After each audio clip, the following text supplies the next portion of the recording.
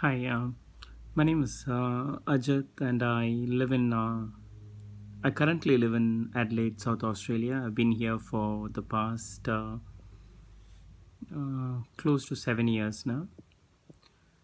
Now, everyone in many of us in a developing country want to migrate to a developed country, and there are quite a few challenges in uh, in this move. And this video is about some of the challenges that you might face and what you can do in regard to when you plan such a move.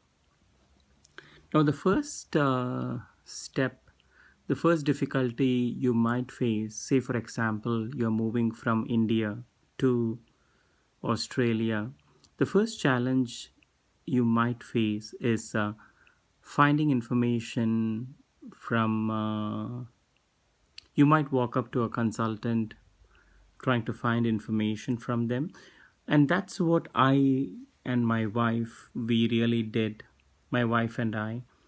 Now what we really faced is a strange scenario, and I'm not sure if this is happening even now, but that's something which you should know first uh, before starting the migration process.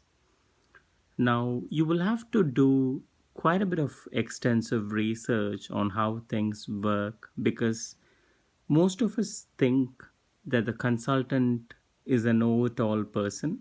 He knows everything and he's gonna help you. He's gonna definitely help you. That's the thought we have. But what's happening here is when we started talking to different consultants, we later realized that many consultants don't have the real knowledge of what they are doing.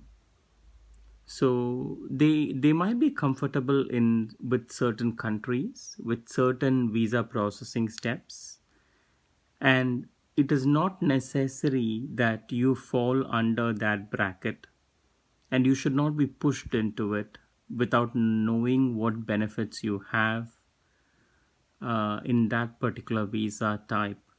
Let me give you an example. When I went to a consultant, to a few consultants in Bangalore, when I was living there, what we found is the research we did not match the idea provided by these consultants, and we used to put everything in a piece of paper just to understand what kind of misleading information, what kind of wrong information are provided, because end of the day you're going to pay a huge sum of money to the consultant, and you might get stuck just to avoid that.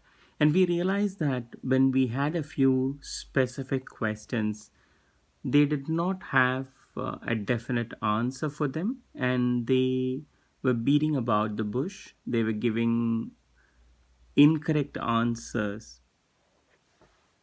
So the most important thing for one to realize is that it's not a commodity that you buy. You will need to do the complete research, go to a consultant, then probably talk to different consultants to understand how things work. So before getting involved, before getting before submitting paperwork to the consultant, the first thing for you to understand is your research is good enough. Otherwise, it's like you will end up being guided by a person who is not good at what he is doing. It's more like the blind guiding the blind kind of a. So just make sure that you do all your homework so that you have questions to ask.